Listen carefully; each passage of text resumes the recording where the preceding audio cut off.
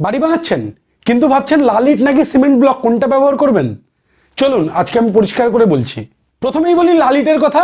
এটা ঐতিহ্যবাহী, বহু বছর ধরে ব্যবহার হয়ে আসছে, দেখতে সুন্দর আর জল শোষণ করে। কিন্তু যেহেতু মাটি পুড়িয়ে বানাতে হয় তাই এটা পরিবেশ বান্ধব নয়। ওজনে ভারী, ফলে কাজ ধীরে ধীরে হয় আর খরচও বেশি লাগে। আর লাল ইটের তাপ নিরোধক ক্ষমতা তুলনামূলকভাবে কম। এবার সিমেন্ট ব্লকের প্রসঙ্গে বলি। এটা হালকা আর আকারে বড়, ফলে নির্মাণ কাজ খুব দ্রুত হয়। পরিবেশ বান্ধব কারণ ফ্লাই অ্যাশ বা সিমেন্ট দিয়ে বানানো হয়।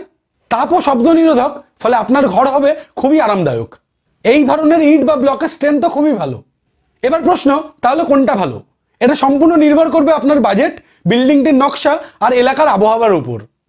তবে আধুনিক নির্মাণে সিমেন্ট ব্লক অনেক সময় সাশ্রয়ী, টেকসই আর পরিবেশ বান্ধব। তাই ভেবেচিন্তে আপনার বাড়ির জন্য সঠিক ইট বেছে নিন। এই টপিকে ডিটেল ভিডিও পেতে ডেসক্রিপশনে ক্লিক করুন। আর এরকম কনস্ট্রাকশন রিলেটেড টিপস পেতে আমার চ্যানেলটি সাবস্ক্রাইব করুন, ফেসবুক পেজটি ফলো করুন আর এই ভিডিওটি শেয়ার করুন।